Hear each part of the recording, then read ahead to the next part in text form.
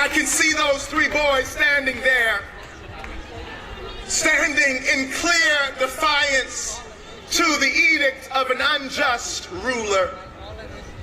And I can still hear them saying with me, saying with you, saying with people gathered all across this country today, to say that because I see my neighbor, we will not bow. Because I love my neighbor, we will not bow. Because I will protect my neighbor, we will not bow.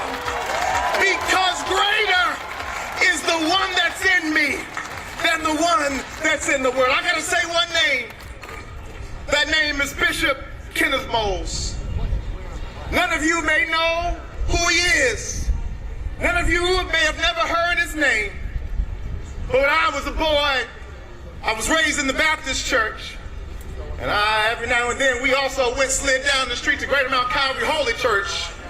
And that means where folk fall out and folk get happy and folk dance all over the church. And there was a man there named Bishop Kenneth Moles. And he simply said these words. He said, because our God is the greatest power, we will not be defeated. And I'll say it again. I know you may not have been to church in a while.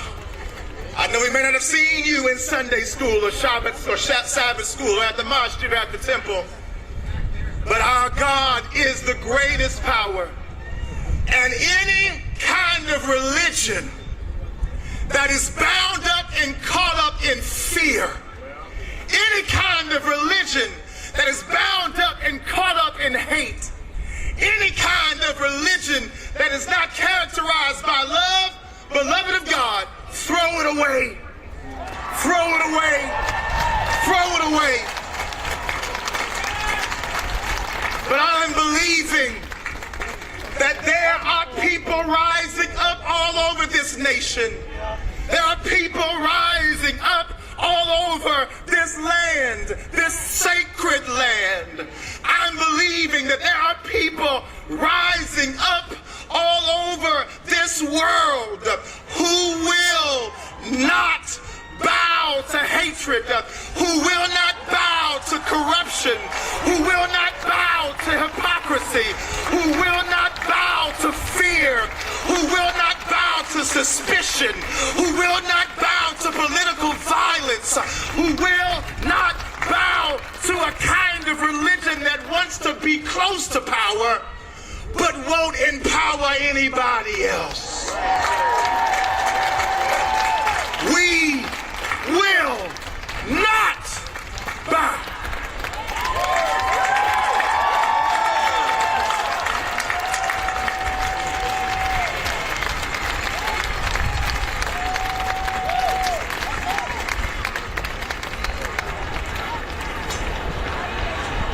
Ladies and gentlemen, please welcome the junior senator from Connecticut, who is leading the fight against Trump's authoritarian power grab in the Senate and understands the only thing with the power to stop would-be despots from converting a democracy to an autocracy is mass mobilization by the people.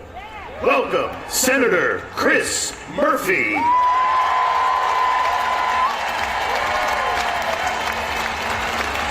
How we doing, Washington, D.C.? You all know where you are, right? You are in the people's capital. I want to bring you greetings from Connecticut, the state that invented the submarine, the helicopter, the hamburger, the wiffle ball, and Pez. On our license plates, though, there's a very simple statement. It says, Connecticut, the Constitution state. We were the first state to adopt our own Constitution. In my state, we couldn't wait to be self-governed. We couldn't wait to throw off the yoke of control and censorship from us. Before any other state, before our founding fathers, we wrote down in Connecticut the simple words, "No kings." And I'm here today to share with you some unsurprising news. We are not on the verge of an authoritarian takeover. We are in the middle of an authoritarian takeover. But Trump has not won. Our democracy is in peril, but it can be saved. But no one's riding to our rescue, and I just want to be clear with you about that today. No one's riding to our rescue. There aren't establishment responsible Republicans that are riding to our rescue. The mainstream media isn't riding to our rescue. There's no oligarchs riding to our rescue. It is up to us to save us. Now, recently, when I gave this warning that we are in the middle of that totalitarian takeover, one of my colleagues said, well, be careful. You don't want to scare people, but you guys can handle the truth, right? You guys deserve the truth, right? The truth is that Donald Trump is the most corrupt president in the history of the United States of America.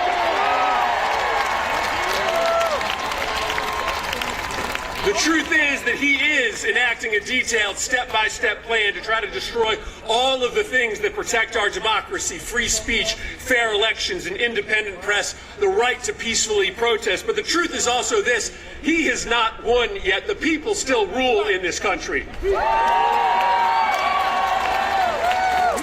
And today, all across America, in numbers that may eclipse any day of protest in our nation's history, Americans are saying loudly and proudly that we are a free people. We are not a people that can be ruled. Our government is not for sale. No king! No king! No king! Now, I want to be honest with you about what's going on, and you know it. As we stand here today, the government is shut down, and shutdowns are painful. They hurt people. And frankly, that's why there was not a single government shutdown when Joe Biden was president and Democrats were in charge of Congress. Because we acted like adults. We negotiated with Republicans. We found common ground. We kept the government open. But today, Trump is telling Republicans that they shouldn't even show up in Washington, D.C. The House Republicans have been on an unplanned vacation from D.C. for 5 weeks. And there's a couple reasons for that. First, they're trying to cover up for rich billionaire pedophiles. But second, because Trump does think that he's a king, and he thinks that he can act more corruptly when the government is shut down. But he cannot. He doesn't have new powers, extra powers in the shutdown. The President of the United States during a shutdown, or even when the government is open, does not have the power to send masked men into our cities and pull off the streets our peaceful neighbors and throw them into the back of vans and into prisons. He never has that power. Whether it's a shutdown or not, the President of the United States does not have the power to use the FCC and the Department of Justice to censor our speech, to tell us that we cannot speak truth to power when we are protecting our democracy. He never has that power. And let me just say that I'm very proud of my Democratic colleagues who have drawn a line in the sand. And let me just speak for myself for a moment about this shutdown. I will not vote for a budget that throws millions of people off their health care just to pay for a tax cut for billionaires and corporations.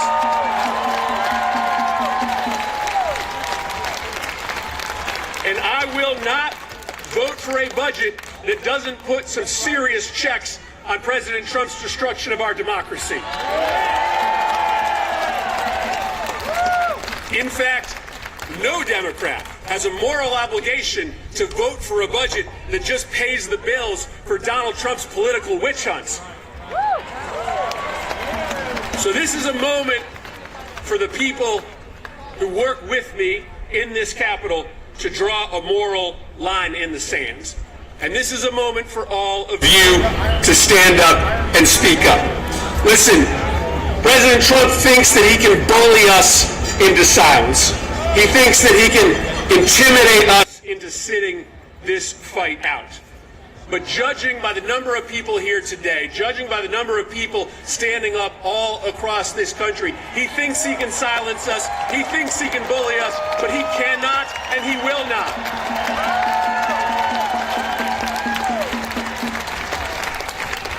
And the last thing I want to say to you is this. It's a simple thing.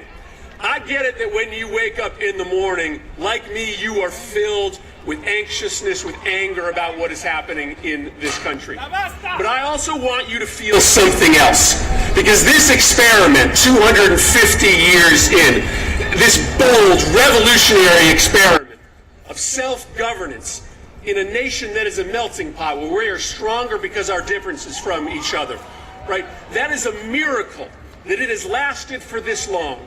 And every single one of us needs to understand that when we wake up every day, we have an obligation, a duty, a responsibility to fight hard to protect that bold experiment. So I wake up every day filled with that same anger and anxiety. But I feel lucky that I am on earth at a moment where I can stand up on my 2 feet and have something to say about maybe the most defining fight of our lifetime to protect American democracy from ruin. I feel anger and anxiety, but I frankly feel joy that I have something to say and that I can tell my kids and my grandkids that when the moment came, I stood up to protect and save American democracy from ruin.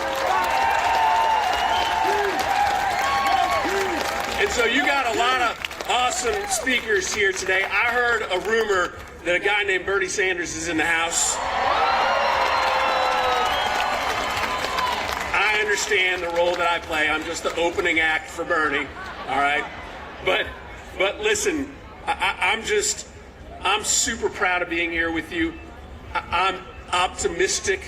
I'm bullish about our ability to win this fight, and it's because 400 years ago, in the small but mighty state of Connecticut, we wrote down on a piece of paper a really simple idea.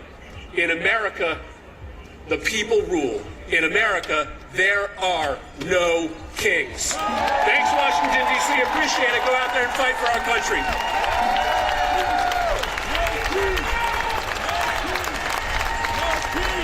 And now, let's give a warm No Kings welcome to Mahedi Hassan, founder and CEO and editor-in-chief of the new media company, Zateo. Ladies and gentlemen, brothers and sisters, friends, my name is Mahedi Hassan.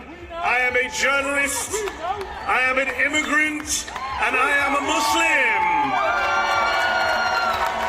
I am everything Donald Trump loves. I am the Trump trifecta. I'm also a bit of a socialist, but shh, don't tell Stephen Miller, he alarms quite quickly.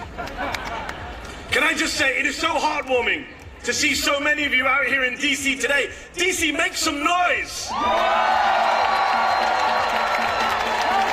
We need to make sure today that they hear us in the White House and in the Capitol. All week, I've heard Speaker Mike Johnson and Republican members of Congress say that this rally, the No Kings rally, is a hate rally. A hate rally.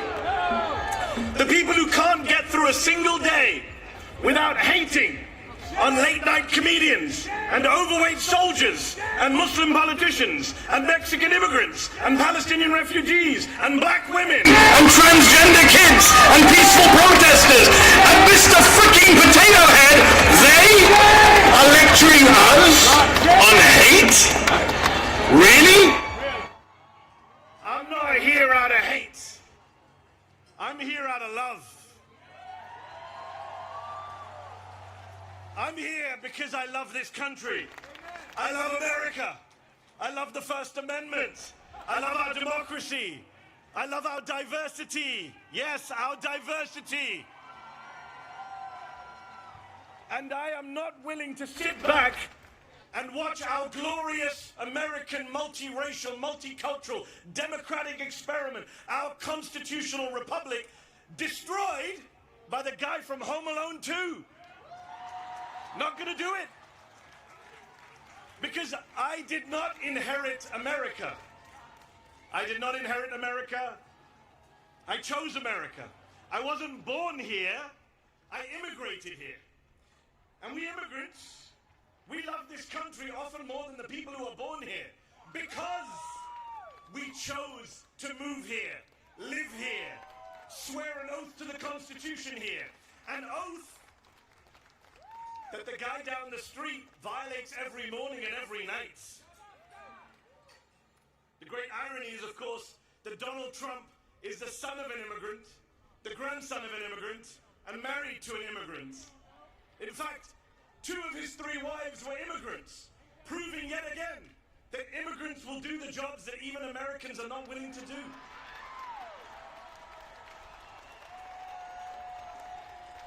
I immigrated here from the United Kingdom. You want to talk about no kings? The UK still has a king. King Charles III. But even he has less gold in his palace than Donald Trump has in the Oval Office right now. Even King Charles has more respect for democratic norms and traditions than the whiny authoritarian man-child trying to send troops into as many blue cities as he can. This is a president who says he wants to be a dictator, but only for a day. Well, we are now 271 days into his wannabe dictatorship. He just went to see the Egyptian President Sisi, who is a military dictator, runs one of the most repressive regimes on earth. And he went there and he said, I want to praise your fantastic leadership and your low crime rates. This is who he loves. This is the autocratic leader he aspires to be. And of course, he was in Egypt hailing his Gaza peace plan, which is a ceasefire, yes, but not a peace plan.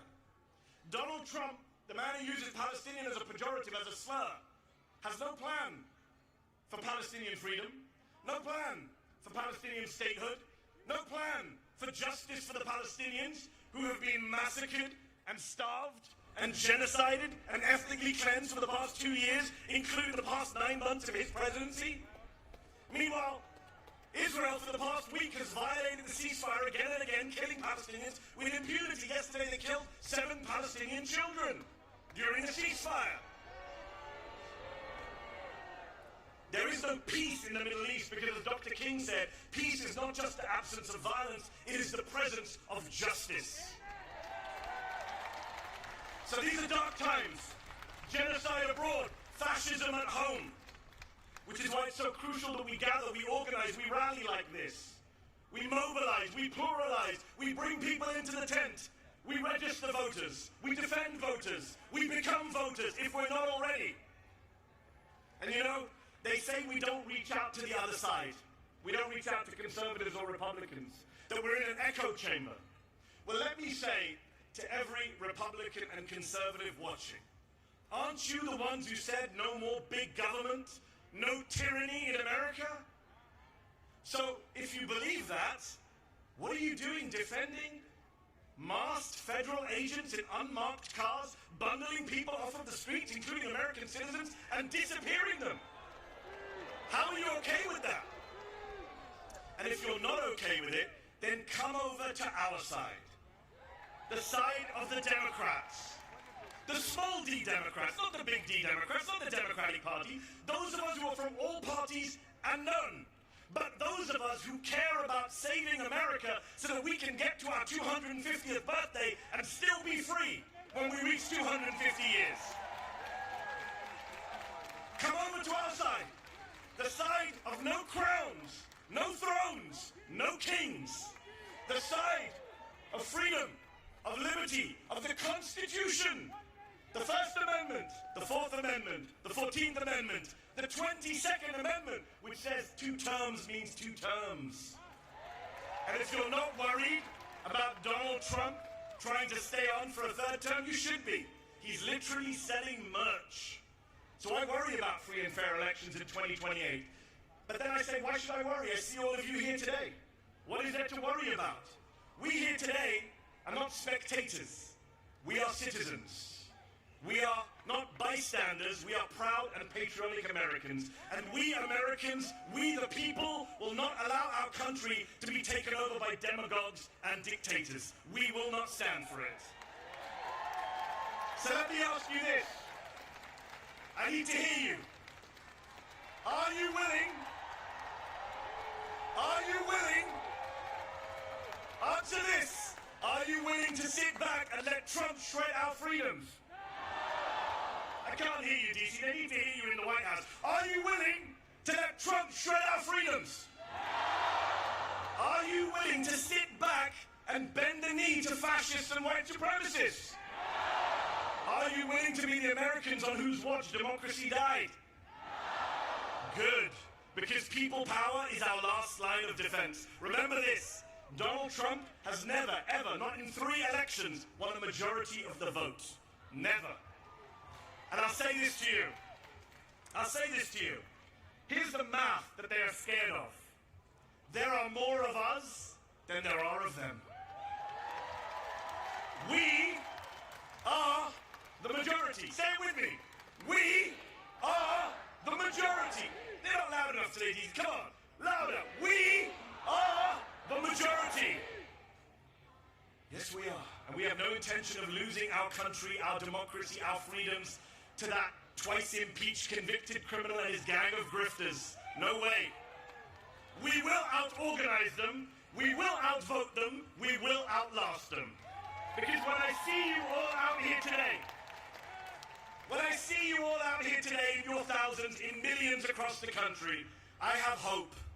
I have faith that America can defeat this fascist threat, this authoritarian mania, this MAGA cult, and save our freedoms. And I also have faith and hope that one day soon, the Palestinians will be free. Thank you very much for your time. God bless you all. Ladies and gentlemen, let's give a warm Washington, D.C. welcome to Deirdre Schiefling, Chief Political and Advocacy Officer of the American Civil Liberties Union, who leads the ACLU's policy, campaigns, and organizing work to fight for civil rights and liberties nationwide. And Sarah Parker, Executive Director of Voices of Florida. Hello, everyone. Hello, DC. You look so beautiful. I wish you could see yourselves from here. You look amazing. You look powerful.